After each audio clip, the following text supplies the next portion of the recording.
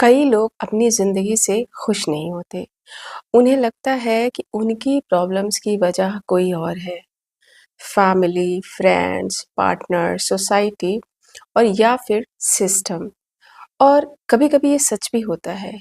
लेकिन एक uncomfortable truth है कि जब तक आप अपनी लाइफ की रिस्पॉन्सिबिलिटी खुद नहीं लेते, तब तक आपकी लाइफ नहीं बदलती। क्योंकि ब्लेमिंग आपको मोमेंटरी रिलीफ तो देता है, लेकिन रिस्पॉन्सिबिलिटी आपको पावर देती है। आज हम बात करेंगे कि क्यों ब्लेमिंग हमें स्टक रखता है और क्यों रिस्पॉन्सिबिलिटी लेना आपको पर्सनल फ्रीडम देता है। तो सबसे पहले हम ये समझते हैं कि ब्लेमिंग काम कैसे करता है। दरअसल ब्लेमिंग हमें इमोशनल रिलीफ देता है, इसलिए हम उसे बार-बार करते हैं। जब भी कुछ गलत होता है या फिर कुछ बुरा हो जाता है तो आपका माइंड सच नहीं ढूँढता। वो बस एक कल्प्रिट ढूँढता है जिस पर वो सारी ज़िम्मेदारी डाली जा सके। और ये ब्रेन का एक सर्वाइवल मैकेनिज़्म होता है, because brain wants control and certainty. लेकिन माइंड कल्प्रिट ढूँढता क्यों है? वो इसलिए क्योंकि ब्रेन अनसर्टेनिटी को टॉलरेट नहीं कर पाता। इसलिए वो तुरंत एक रीज़न ढूँढता है, ताकि उसे लगे कि सिचुएशन कंट्रोल में है। और ये प्रोटेक्टिव मैकेनिज़्म है, लॉजिकल नहीं। माइंड को सच नहीं चाहिए, उसे बस सर्टेनिटी चाहिए। नेक्स्ट है कल्प्रिट। हम कल्प्रिट क्यों ढूँढते हैं? या तो दूसरों को ब्लेम करते हैं या खुद को ब्लेम करते हैं। दूसरों को ब्लेम करने से हमारा ईगो प्रोटेक्ट होता है, इसलिए हम दूसरों को दोष देते हैं। जबकि सेल्फ ब्लेमिंग आपको ओवर रिस्पॉन्सिबल या फिर गिल्टी फील कराता है और इसलिए अक्सर लोग दूसरों को गलत बना देते हैं और या फिर वो खुद को गलत मान लेते हैं। और ऐसा करने से जो रियलिटी होती है वो थोड़ी-सी सिंप्लीफाई हो जाती है। सिचुएशंस कितनी भी कॉम्प्लेक्स क्यों ना हो, हमें एक सिंगल कल्प्रिट मिल जाता है जिससे इमोशनल जो रिएक्शन होता है वो स्ट्रॉन्ग हो जाते हैं। और इस तरह की सिचुएशंस अक्सर रिलेशनशिप फाइट्स में, करियर फेल्योर में या फिर फैमिली की जो मिसअंडरस्टैंडिंग्स होती हैं, उनमें बहुत ही कॉमन होती हैं। लेकिन हर सिचुएशन में कल्प्रिट होना ज़रूरी नहीं है। कई बार सिर्फ एक कॉन्टेक्स्ट होता है, लेकिन बहुत सारे लोग इसको समझ नहीं पाते हैं, जिसकी वजह से काफ़ी सारे इमोशनल डैमेजेस हो जाते हैं। क्योंकि कांस्टेंट ब्लेम करने से रिसेंटमेंट बिल्ड होता है और सेल्फ ब्लेम करने से गिल्ट पैदा होता है और जो सेल्फ वर्थ होता है वो लो हो जाता है। बहुत सारे रिलेशनशिप्स इसकी वजह से टॉक्सिक होने लगते हैं। ब्लेम कोई भी क्लैरिटी नहीं देता है, बस इमोशंस को थोड़ा-सा और उलझा देता है। ब्लेम करने से हमें लगता है कि गलती हमारी नहीं थी, हम विक्टिम हैं।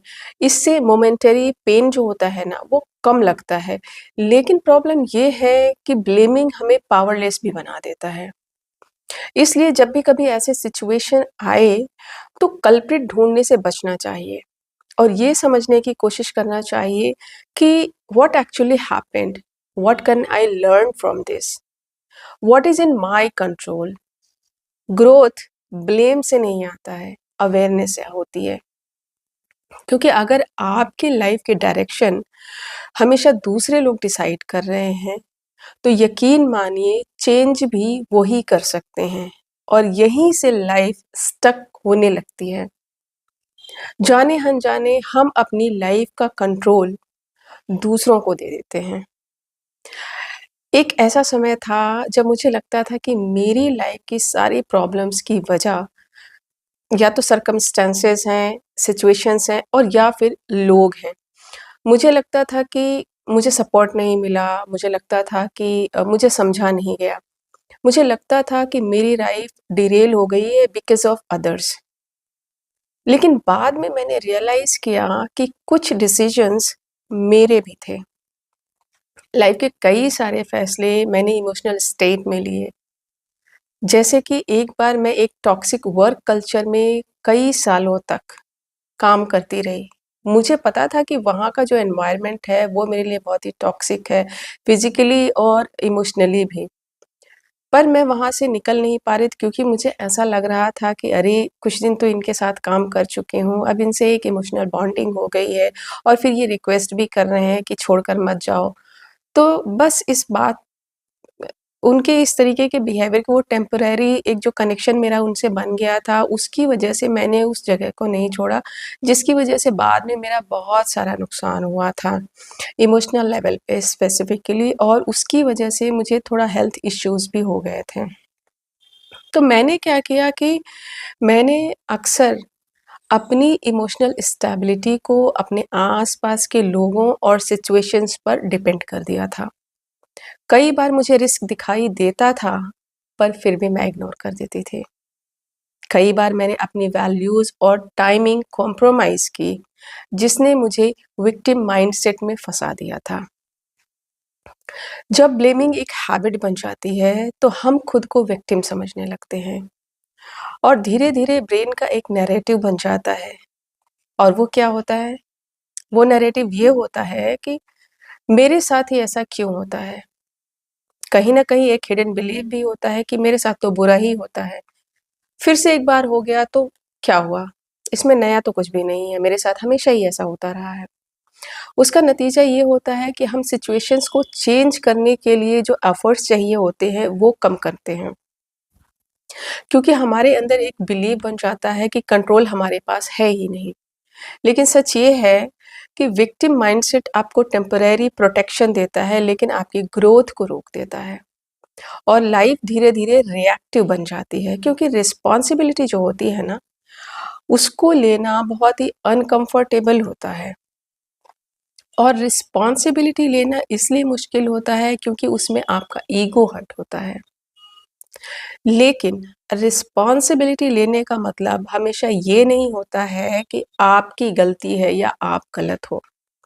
इसका मतलब ये है कि आप अपनी लाइफ की जो डायरेक्शन है, उसको खुद डिसाइड कर सकते हैं क्योंकि हमें तब अपनी मिस्टेक्स दिखाई देने लगती हैं। बहुत सारे हमें चेंजेस भी करने पड़ते हैं, बहुत सारे एक्सक्यूज़ेज़ छोड़ने पड़ते हैं और इन सब वजहों से हमें ये जो रिस्पॉन्सिबिलिटी होता है ना, वो बहुत ही अनकम्फ़र्टेबल लगता है, असहज लगता है, थोड़ा-सा मुश्किल लगता है। लेकिन यही वो मोमेंट होता है जहाँ पर आपकी पर्सनल ग्रोथ शुरू होती है। मेरे सामने एक के बाद एक लाइफ सिचुएशंस आती जा रही थी, लेकिन मैंने ऑब्ज़र्व किया कि मैं इन सिचुएशंस में इंटेंशनल नहीं थी, बल्कि जो भी सिचुएशन मेरे साथ आती थी, मैं उसको डील तो कर रही थी, बट मुझे ऐसा लगता था कि वो कहीं न कहीं एक्सीडेंटल है, मैं सिचुएशंस में डाल दी जाती हूँ। एक के बाद एक चीज़ें होती गई मेरी लाइफ में और जिन पर मुझे ऐसा लगता था कि मेरा उन पर कोई कंट्रोल नहीं था और इसलिए बहुत कुछ अचीव करने के बाद पर्सनल लाइफ में, करियर में, मैं अंदर से खुश नहीं थी और अक्सर कुछ भी थोड़ा-सा गलत हो जाता था या मैं किसी दिन दुखी हो जाती थी ना, तो किसी न किसी को ब्लेम कर देती थी। चाहे किसी पर्सन को, चाहे सिचुएशन को, क्योंकि ब्लेमिंग करना तो आसान था ना। लेकिन चेंज करने के लिए रिस्पॉन्सिबिलिटी लेना ज़रूरी था, जिसको मैं समझ नहीं पा रही थी और इसी वजह से मैं उसको अवॉइड कर रही थी। धीरे-धीरे मुझे समझ में आया कि ब्लेमिंग मुझे बस टेम्परेरी एक रिलीफ दे रहा था, लेकिन मेरी लाइफ़ को आगे नहीं बढ़ा रहा था। बस सिचुएशंस आती थी, मैं उनसे लड़ने लग पड़ती थी और ये मान लिया था कि मेरी ज़िंदगी कभी भी आसान ही नहीं होगी और यही बिलीफ मुझे रिस्पॉन्सिबिलिटी लेने से बचा रहा था। लेकिन जब आप रिस्पॉन्सिबिलिटी एक बार लेना शुरू कर देते हैं ना, तो आपकी लाइफ में आपका कंट्रोल वापस आ जाता है। रिस्पॉन्सिबिलिटी लेने से आपका जो विक्टिम माइंडसेट होता है, वो टूटता है। आप खुद को विक्टिम मानना बंद कर देते हैं। लाइफ में 2 तरह की सिचुएशंस होती हैं। एक वो जिन पर आपका कोई कंट्रोल नहीं होता है, जैसे कि किसी की डेथ हो जाना या फिर कोई गंभीर बीमारी हो जाना। और दूसरी वो सिचुएशंस जिन पर हमारा थोड़ा बहुत कंट्रोल होता है या फिर हम अपने फैसला लेने की क्षमता से आउटकम को प्रभावित कर सकते हैं, चेंज कर सकते हैं या फिर अपने अनुरूप करने की कोशिश कर सकते हैं। इसको 2 एग्ज़ाम्पल से समझते हैं। पहले सिचुएशन वो जहाँ पे हमारा कोई कंट्रोल नहीं था, जैसे कि कोरोना में मेरे फादर की डेथ हो जाना। और दूसरी कंडीशन वो है जब मैंने कोरिया से इंडिया वापस आने का फ़ैसला लिया।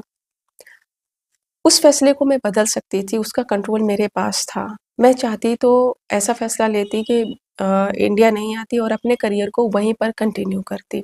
तो जो आउटकम होता, वो डेफ़िनेटली डिफ़रेंट होता। लेकिन जब से मैंने अपनी लाइफ़ की सिचुएशंस की रिस्पॉन्सिबिलिटी लेना शुरू किया और खुद से पूछना शुरू किया कि मैं क्या डिफ़रेंट कर सकती हूँ? इससे मैं क्या सीख सकती हूँ? और अगली बार कोई ऐसी सिचुएशन आए तो मैं क्या बदल सकती हूँ? देन आई रियलाइज़्ड कि धीरे-धीरे लाइफ़ रिएक्टिव नहीं, इंटेंशनल बनने लगी। यही इमोशनल मैच्योरिटी है। अब कोई भी सिचुएशन मुझे एक्सीडेंटल नहीं लगती, क्योंकि अब ज़्यादातर चीज़ों पर मेरा कंट्रोल होता है और यही कंट्रोल आपको अपनी लाइफ़ की ओनरशिप देता है। ओनरशिप लाइफ़ को बदलने का सबसे पावरफुल माइंडसेट है। रिस्पॉन्सिबिलिटी लेने का मतलब ये नहीं कि दुनिया फेयर हो जाएगी, अब कोई भी आपके साथ गलत नहीं करेगा, कुछ भी बुरा नहीं होगा और अब आपके साथ सब कुछ अच्छा ही होगा। इसका मतलब ये है कि सिचुएशन कोई भी आए, आप विक्टिम नहीं रहेंगे, बल्कि आप कॉन्शियसली चूज़ करेंगे कि ये जो सिचुएशन आई है, इसमें आपको कैसे रिस्पॉन्ड करना है, जिससे आउटकम आपके फ़ेवर में हो। इससे आपको अपनी लाइफ़ पर कंट्रोल महसूस होगा और आप अपनी लाइफ़ के ऑथर बनेंगे और यही इमोशनल इंडिपेंडेंस है। और ये चेंज मैंने अपनी लाइफ़ में भी महसूस किया। मैंने रियलाइज़ किया कि सर्कमस्टेंसेस कभी भी परफेक्ट नहीं होंगे, लेकिन जो भी सिचुएशन सामने आती है, उसमें मुझे कैसे रिस्पॉन्स करना है, उसको कैसे डील करना है, कैसा फ़ील होना है, ये मेरे हाथ में है। और पहली बार जब मैंने पूरी तरह से इस बात पर फ़ोकस करना शुरू किया, तो मैंने देखा कि मेरे अंदर मुझसे जुड़े लोगों और परिस्थितियों के लिए जो एक अपराध बोध था, वो कम हो गया। और जब आप इस विक्टिमहुड से खुद को बाहर निकाल लेते हो, तो फिर ज़िंदगी को आप पहली बार वास्तविकता से, रियलिटी से देख पाते हो और उसी हिसाब से कंट्रोल्ड वे में रिस्पॉन्स करना शुरू कर देते हो। और जब आप अपनी ज़िम्मेदारी खुद लेते हो ना, तो आपकी खुद की कमियाँ आपको नज़र आती हैं। उन कमियों को जब आप एक्सेप्ट करते हो, तो आप उन्हें दूर करने के लिए मेहनत करते हो। लाइफ़ तब बदलना शुरू होती है, जब अल्टीमेटली आप ब्लेमिंग को छोड़कर ग्रोथ पर एनर्जी लगाते हो और अपने व्यवहार और फैसलों की ओनरशिप लेना शुरू करते हैं। क्योंकि ब्लेमिंग आपको जस्टिफाई करता है, लेकिन रिस्पॉन्सिबिलिटी आपको ट्रांसफॉर्म करती है। This is with Neera, where you don't fix yourself, you understand yourself.